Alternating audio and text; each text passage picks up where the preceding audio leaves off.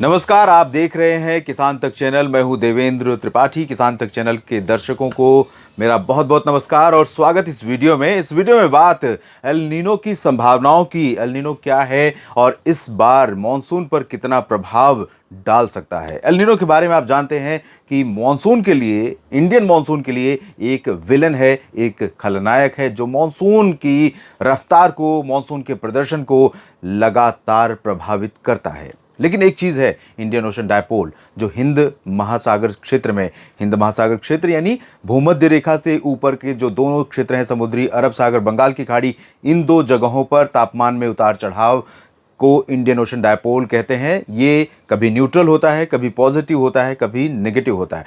तो जब ये पॉजिटिव होता है तब एल नीनो के प्रभाव को ये खत्म कर देता है। 2019 में हमने देखा था एल नीनो ज़बरदस्त स्ट्रांग था, लेकिन इंडियन ओशन डायपोल ने एल नीनो के प्रभाव को ख़त्म किया और मॉनसून को बेहतर रखा। लेकिन उस दौरान भारत के दक्षिणी, मध्य और पश्चिमी हिस्सों में ज़्यादा अच्छी बारिश की संभावना रहती है। उत्तर पूर्वी भारत के क्षेत्रों में थोड़ा सा कमज़ोर रहता है मॉनसून। इंडियन ओशन डायपोल जब पॉजिटिव होता है उस दौरान भी। इस समय देखिए, एल नीनो वॉच और एल नीनो अलर्ट के बीच एल नीनो अलर्ट की स्थिति है और अब इसके बाद डिक्लेयर करना बाकी रह गया है एल नीनो। तो ये स्थिति है ये। लेकिन अब जो कंडीशन है एल नीनो की वो लगभग स्थापित हो चुकी है, स्टैब्लिश हो चुकी है। सबसे पहले बात कर लेते हैं एल नीनो की क्या स्टेटस है। एल नीनो और ला नीना या फिर ENSO neutral, El Nino southern oscillation neutral condition. Neutral condition वो क्या होता है उसको मैं बाद में बताऊंगा, अभी अलग मैप में। इसमें आपको बताता हूँ स्टेटस क्या है। अप्रैल 3-3 महीने का मेज़र किया जाता है टेम्परेचर, और 3-3 महीने के ओवरलैपिंग पीरियड को अलग से करके दिखाया जाता है। यहाँ पर 3 रंग आप देख रहे हैं, ला नीना, न्यूट्रल और एल नीनो। जो ये लाल रंग है ये एल नीनो है, नीला रंग ला नीना और ग्रे कलर जो है वो न्यूट्रल है। तो अप्रैल और मई जून के लिए जो प्रोजेक्शन था उसमें न्यूट्रल कंडीशन की जो प्रोबेबिलिटी थी वो 60% से ज़्यादा थी, लेकिन उस दौरान भी एल नीनो की जो संभावना 40% के करीब पहुंच गई थी। और इस समय हम खड़े हैं जून महीने में। जून, जुलाई, अगस्त के प्रोजेक्शन को अगर देखें तो 90% के करीब पहुंच चुका है एल नीनो का प्रोजेक्शन। और एनसो न्यूट्रल यानी एल नीनो सदर्न ओसिलेशन का न्यूट्रल फेज वो 10% के बिल्कुल आसपास है।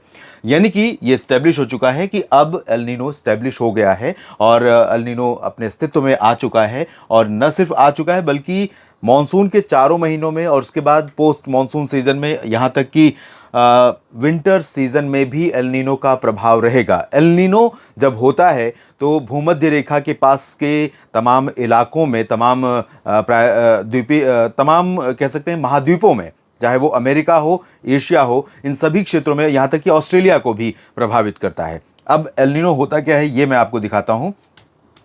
ये स्थिति एल नीनो प्रशांत महासागर का पैसिफिक ओशन, जो कि अमेरिका और एशिया के बीच का हिस्सा है पूरा, इसको इस मैप में समझिए। यहाँ पर मैं आपको समझाता हूँ। ये रहा पैसिफिक ओशन का पूरा रीजन, ये पूरा, ये है अमेरिकी महाद्वीप और ये है प्रशांत महासागर। और इसके बाद इधर पूरब में आते हैं तो पश्चिम में, तो यहाँ पर होता है एशिया का एशियाई महाद्वीप। और एल नीनो जब होता है, एल नीनो समुद्र की सतह का तापमान जब गर्म होता है, पर्टिकुलर एक रीजन है यहाँ पर 3.4 रीजन उसे कहते हैं, 3.4 नीनो इंडेक्स या नीनो रीजन।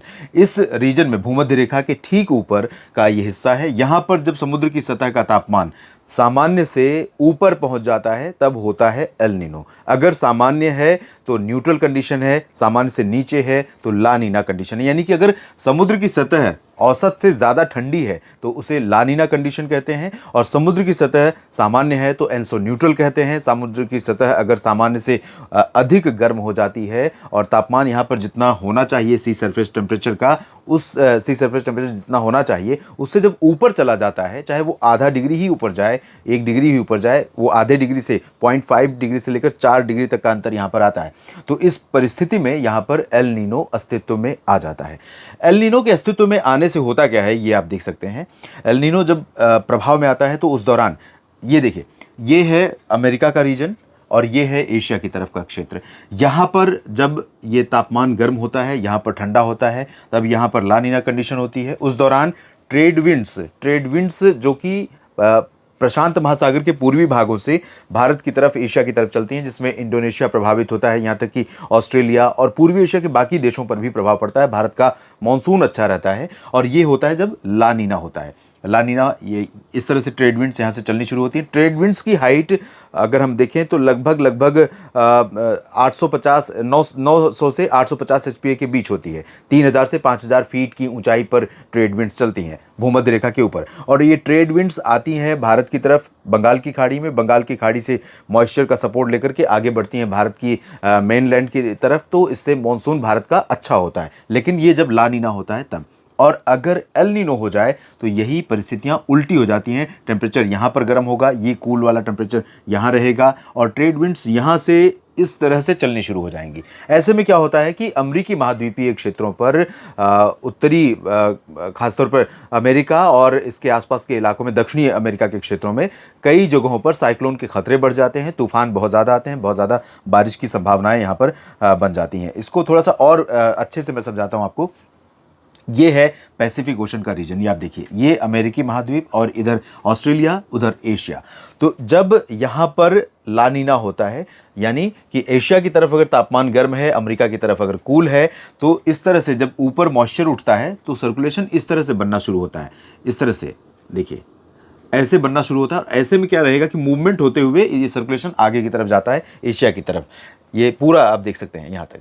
लेकिन जब ये कंडीशन बदल जाती है और यहाँ पर तापमान गर्म हो जाता है अमेरिका की तरफ, ठंडा हो जाता है एशिया की तरफ, ऑस्ट्रेलिया की तरफ, जब एल नीनो हो जाता है तब इसका जो फॉर्मेशन है वो इस तरह से हो जाता है और ये मूवमेंट इसका इस तरफ से शुरू हो जाता है। तो ऐसे में अमेरिका की तरफ तूफान, बाढ़, बारिश ज़्यादा आने की संभावना रहती है। भारत का मानसून कमज़ोर होने की आशंका रहती है। और इस समय मैंने आपको बताया कि एल नीनो किस स्टेटस में है। एल नीनो निश्चित तौर पर भारत के मानसून को प्रभावित कर रहा है। इसी वजह से भारत का मानसून वीक हो चुका है शुरुआती समय में। हालांकि इस समय थोड़ी सी मानसून ने रफ्तार पकड़ी है, मानसून तेज़ी से आगे बढ़ रहा है, बाकी हिस्सों में जहां पर पहुंचना बाकी है वहां पहुंचेगा। लेकिन कहीं ना कहीं एल नीनो ने मानसून के शुरुआती प्रदर्शन को काफ़ी हद तक प्रभावित किया है, कमज़ोर किया है। अब आने वाले समय में अनुमान यह है कि इंडियन ओशन डायपोल अब तस्वीर में आएगा, अब पिक्चर में उसकी भूमिका शुरू होगी। अभी तक वो फिल्म में, वो सीन में नहीं था, लेकिन जैसे ही इंडियन ओशन डायपोल की एंट्री होगी, मॉनसून का पूरा परफॉर्मेंस यानी पूरा प्रदर्शन बदल जाएगा। इंडियन ओशन डायपोल को लेकर के एक अलग से वीडियो करूंगा, आपसे उसमें बात करूंगा, जानकारी दूंगा। फिलहाल इस वीडियो में इतना ही, लेकिन आप लगातार जुड़े रहिए और इस तरह की जानकारियां आप तक पहुंचाने का प्रयास करता रहूंगा। धन्यवाद।